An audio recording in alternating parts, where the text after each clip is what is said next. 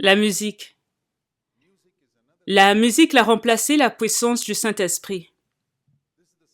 C'est ce que vous voyez de nos jours dans les croisades à la télé. La musique, la musique, la musique, la musique. Et les gens aiment imiter ceux qui jouent le rock en s'habillant en veste, avec des guitares bizarres et en bougeant leurs hanches. D'où viennent ces inspirations?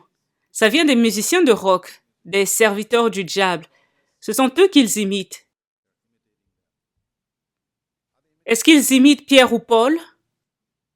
Non. Imaginez un peu Paul habillé en veste noire jouant de la guitare comme un rocker, cherchant à impressionner les gens? Non. Pourquoi ne pas s'habiller convenablement comme un bon chrétien au lieu de suivre les mauvais exemples que vous voyez sur les pochettes de CD? Non. Je vois ça partout. Vous voyez leur style dans les chaînes télévisées chrétiennes. Ils disent qu'ils veulent viser les jeunes avec ce style. Quels jeunes? Au contraire, vous leur montrez un mauvais exemple. Vous pensez que Jésus s'habillait comme ça pour évangéliser aux jeunes de son époque? Le christianisme s'est plié au diable. Le diable est devenu leur exemple. Ils ont aussi ces jeux de lumière, jaune, bleu, rouge, vert, et je n'arrive pas à imaginer Jésus en train de faire ça pour attirer les gens. Tout cela vient des rockers. Et ils pensent qu'ils sont en train d'atteindre les jeunes comme ça. Et quel est le résultat des jeunes qui viennent à eux? Des jeunes qui sont à moitié convertis, des impies. Ils disent, oui, je crois en Jésus. Quel Jésus? C'est un autre Jésus. Est-ce qu'ils cherchent la sainteté? Cherchent-ils à vaincre le péché? Entendent-ils des prédications sur la victoire sur le péché? Non, pas du tout. Je préfère avoir 10 personnes qui n'ont pas ces distractions-là. Jésus a bouleversé le monde avec 11 individus de moins de 35 ans. Il n'avait pas tous ces divertissements. Pierre n'avait pas ces jeux de lumière le jour de la Pentecôte. Il n'avait pas embauché un homme en veste pour jouer de la guitare. Il n'avait pas aussi d'argent. Vous savez, le Dieu qui avait rendu Abraham riche, David riche, Salomon riche et Job riche, c'étaient tous des hommes pieux, à part Salomon qui s'était détourné après. Il pouvait aussi rendre Pierre riche, Paul riche, Jésus riche ou bien Jacques riche, mais il ne l'avait pas fait. Parce que dans la Nouvelle Alliance, l'argent est un piège. Les gens seraient attirés par l'argent. Et Dieu ne voulait pas ça. Ne constatez-vous pas qu'en Inde, les gens viennent au christianisme à cause de l'argent? Regardez les écoles théologiques et les orphelinats dans ce pays. Quelle pagaille! Pour avoir de l'argent des États-Unis, il faut envoyer des rapports régulièrement, donner des comptes rendus. On a évangélisé ici et là, voici le nombre de convertis. Voilà pourquoi nous avions décidé dès le départ de ne jamais envoyer des rapports à quelqu'un, de ne jamais envoyer des photos quelque part.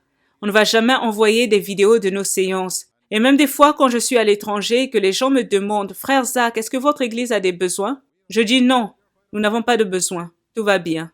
Une fois aux États-Unis, il y avait quelqu'un qui m'avait présenté en disant, voici un pasteur indien qui ne demande jamais de l'argent. Ça ne nous intéresse pas, parce que nous croyons en la puissance du Saint-Esprit.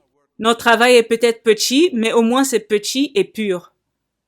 Dites-moi, voudriez-vous avoir un enfant bien portant ou bien 10 enfants malades? Dites-moi, vous les mères, je préfère avoir un enfant bien portant que 10 enfants malades ou encore 100 enfants malades. Je préfère avoir une petite église avec des disciples de Jésus-Christ que des milliers de personnes qui prétendent être chrétiennes mais ne connaissent pas Dieu. Et ils disent, nous avons beaucoup d'employés. Comment avez-vous beaucoup d'employés? C'est parce que votre argent vient des États-Unis? Nous, on ne veut pas ça. Nous préférons avoir peu d'employés qui servent Dieu et subviennent à leurs besoins. Le terme louange et adoration de nos jours est mal employé.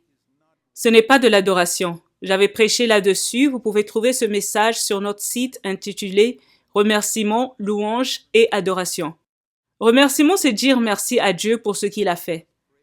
Louange, c'est le louer pour ce qu'il est. Toutes les chansons que nous chantons se rapportent au remerciement et à la louange. Ce n'est pas de l'adoration.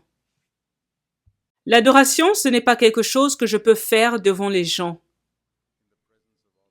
Une vraie adoration se déroule quand nous sommes seuls, en silence. On peut adorer avec des paroles, et plus haut, adorer avec des chansons. Et le plus haut niveau, c'est le silence. Paroles, chansons, silence. L'Éternel est dans son saint temple, que toute la terre garde silence devant lui. L'adoration, c'est s'abandonner entièrement devant Dieu, se prosterner. Vous savez, dans le monde, quand les gens ont des problèmes, ils vont dans les bars pour boire. Ils passent 2 heures là-bas en buvant, ils dépensent de l'argent, ils passent du bon temps avec leurs amis et ils se retrouvent dans ce qu'ils appellent le 7e ciel, car là-bas ils oublient tous leurs problèmes, ils s'amusent bien. Quand ils rentrent à la maison, les problèmes sont toujours là, ils se disputent toujours avec leurs femmes et ils continuent à aimer de l'argent. Ils sont toujours amers, jaloux. Qu'est-ce qu'ils désirent? Oh, je voudrais tellement repartir au bar pour boire avec mes amis. Beaucoup de cultes du dimanche sont des bars d'adoration, des bars de louange. Les gens viennent pour chanter, louer, ils acclament, se balancent et leurs amis aussi font de même comme des soulards. Et après ils disent « Waouh, c'est merveilleux, je peux oublier tous mes problèmes. » Et après 2 heures, ils rentrent à la maison, ils continuent à crier sur leurs femmes. Les problèmes sont toujours là, ils aiment toujours l'argent, ils sont amers. Et qu'est-ce qu'ils désirent? Oh, que dimanche arrive vite afin que je retourne au bar pour louer Dieu. Quelle illusion! C'est une illusion totale. Si vous rencontrez Dieu pendant 2 heures, ça devrait changer votre vie radicalement, que vos problèmes sont désormais résolus. Votre comportement devrait changer envers votre femme. Tout aspect de votre vie devrait changer. Et pourquoi ça ne change pas? Il y a quelque chose qui ne va pas. La musique a remplacé la puissance du Saint-Esprit. Savez-vous que le diable avait de la musique? On lit ça dans Ézéchiel 28. Il avait de grandes capacités musicales. Ézéchiel 28 est le chapitre qui décrit le diable. La parole dit. La parole décrit plusieurs choses sur Satan, en commençant au verset 11. Dernière partie du verset 12. Tu mettais le sceau à la perfection, tu étais plein de sagesse. Tu étais en Éden. Il y avait un Éden avant l'Éden d'Adam de Genèse 1:1 que Dieu avait créé. Tu étais couvert de pierres précieuses. Et la parole ajoute au verset 13.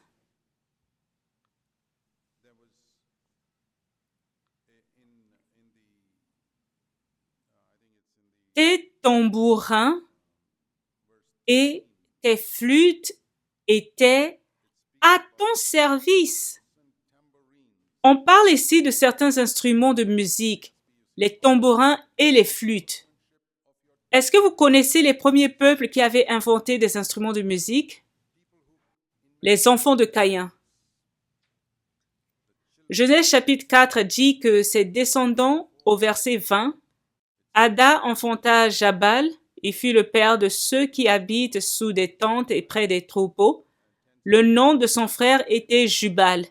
Il fut le père de tous ceux qui jouent de la harpe et du chalumeau. Les fils de Caïn étaient les premiers musiciens de rock et nous voyons plusieurs de leurs descendants aujourd'hui. Ils se sont éloignés de Dieu et sont devenus musiciens. La musique a une grande puissance. Le diable l'avait, les fils de Caïn l'avaient, et les disciples du diable l'ont aujourd'hui. Nous pouvons avoir de la musique dans l'Église, mais comment ça se fait que dans le Nouveau Testament, on n'y donne pas beaucoup d'importance? Dans les psaumes, oui, on en parle beaucoup, mais dans le Nouveau Testament, le Saint-Esprit est le plus important. Si vous avez des instruments de musique, c'est bien. Si vous avez de l'argent, c'est bien. Mais ce n'est pas nécessaire. On n'a pas besoin d'avoir un piano. Vous savez, il n'y avait pas de piano dans les premières églises. Il y a 100 ans de cela, il n'y avait pas de piano, guitare, mais les églises prospéraient dans le Seigneur. Comment ont-elles fait pour survivre? C'est par la puissance du Saint-Esprit. Cette puissance a été remplacée par la musique à tel point qu'on ne peut pas avoir des églises aujourd'hui sans musique. On ne peut pas avoir des églises sans argent. C'est du mensonge.